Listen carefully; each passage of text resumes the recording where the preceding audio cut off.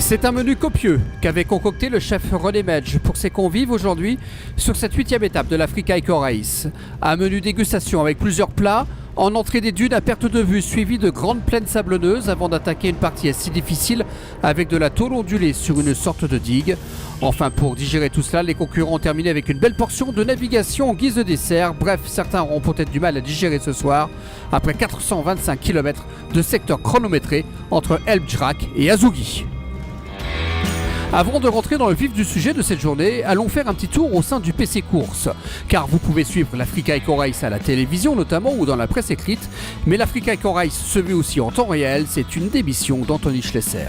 L'Africa Eco Race, on peut le suivre sur notre site live, là où il y a toutes les informations, les classements en temps réel, les positions aussi.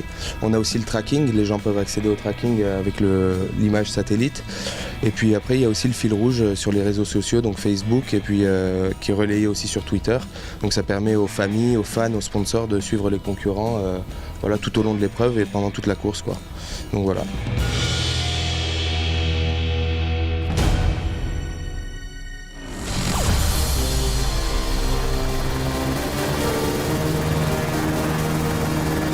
Jean-Louis Schlesser l'avait évoqué lors de la journée de repos. Ils sont une petite dizaine à pouvoir prétendre à une place sur le podium dans cette catégorie autocamion.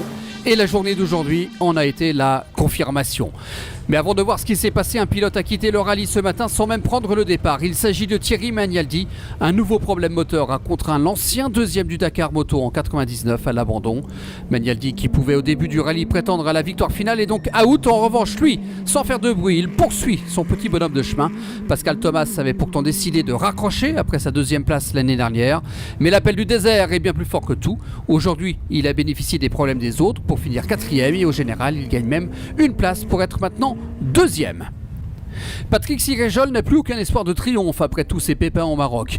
Hier soir, avec François-Xavier Béguin, ils ont quitté le bivouac pour faire 100 km et rejoindre Nouakchott, y acheter des nouvelles courroies de direction assistée. Sur le chemin du retour, Siréjol, dit le nouveau Géo trouve tout, a eu une idée lumineuse.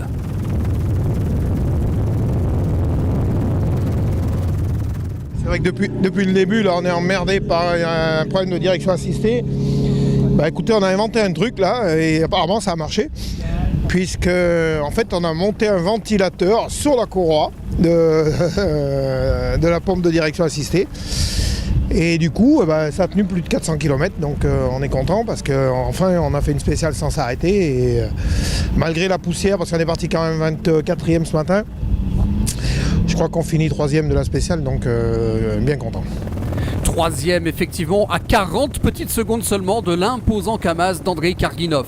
Le Russe finit deuxième de la spéciale. C'est un excellent résultat et il espère évidemment continuer comme ça jusqu'au bout.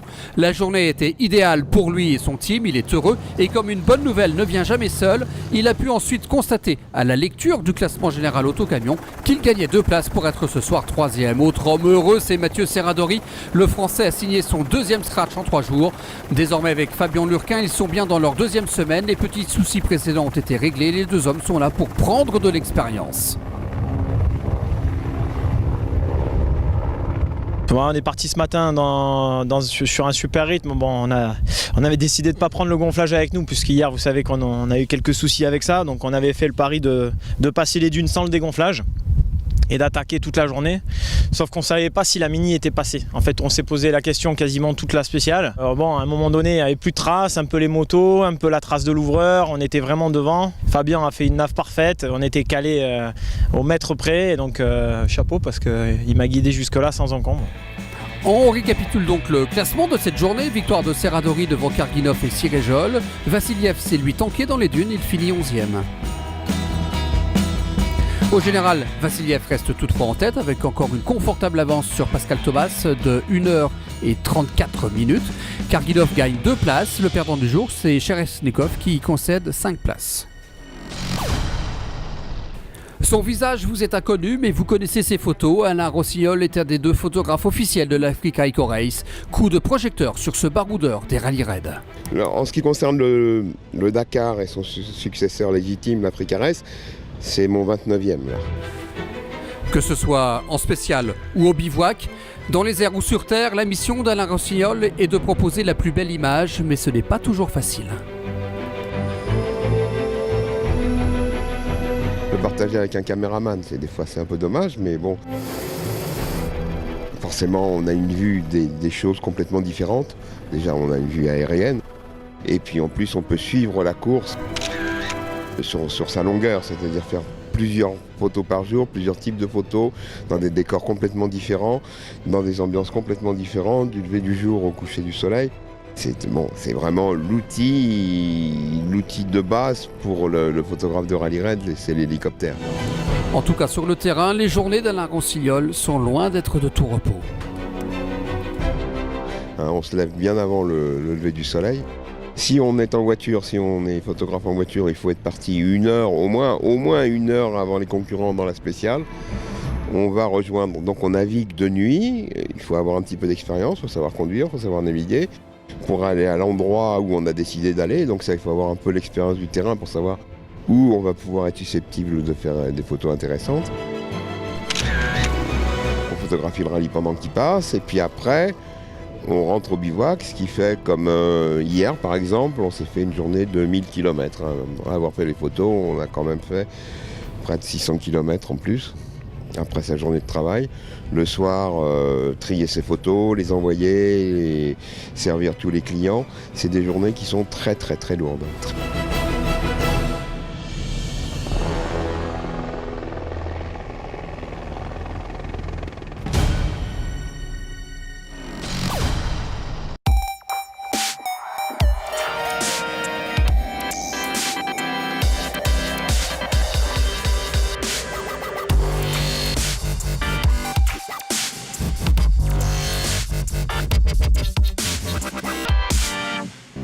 Sur 2 roues, il s'est passé des choses aussi, notamment du côté des leaders. Paolo Cecchi a malheureusement dû abandonner alors qu'il était 3e au général. L'Italien a cassé son embrayage avant le CP1, course terminée. La sienne, il la poursuit. Martin Benko est incroyablement régulier depuis le début de l'épreuve. Il est systématiquement placé. Aujourd'hui encore, il a réalisé une bonne spéciale. Animateur du rallye l'an dernier, il confirme à nouveau cette année en terminant aujourd'hui 4e. Et hier, on avait quitté Harit Gabari en larmes dans le désert. Après avoir travaillé toute la nuit, il a pu réparer et repartir. Mais que la déception est grande pour le Marocain, 3e du jour. Ouais, c'est vraiment dommage. Je suis vraiment très déçu. J'attendais la Mauritanie vraiment pour faire la différence. Déjà hier, quand j'ai cassé ma boîte au kilomètre 80, j'avais déjà 2 minutes d'avance sur les Valsetter. C'est mon terrain de jeu ici. Mais malheureusement, c'est les allées de la mécanique. À un moment, j'y croyais pas. C'était pas possible. C'est pas. Pourquoi c'est. Tu vois, j'ai encore les boules. Sur l'Africa Eco Race, il se passe toujours quelque chose avec des histoires magiques. Celle vécue par le leader au général est incroyable. Celle-là tombe en panne d'essence. La suite, il vous la raconte.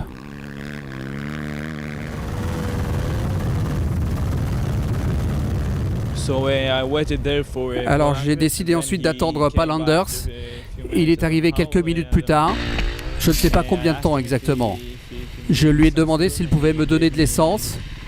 Il m'a donné 1,5 litre à peu près, 1 litre exactement. Et je voudrais vraiment le remercier pour cela. C'est la plus belle chose que vous pouvez faire sur une course. C'est incroyable et je voudrais vraiment le remercier. Sella finit 2e et concède moins d'un quart d'heure à Olvalsetter, grand seigneur. Avant le problème de Sella, il comptait environ 10 minutes de retard sur l'Israélien dans cette spéciale. Mais les erreurs de jeunesse de l'un profitent aux vieux sages expérimentés et tout peut encore se passer sur cette course en moto.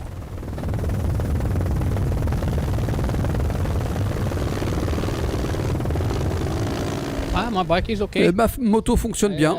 J'ai eu quelques petits soucis au début au Maroc, mais maintenant depuis quelques jours tout va bien et je croise les doigts.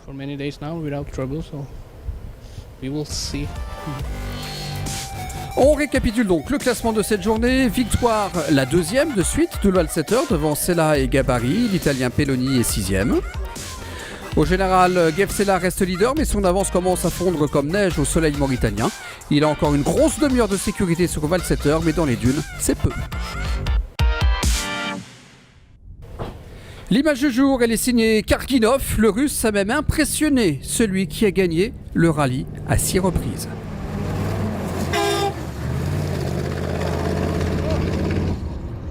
T'as vu comment il a coupé lui?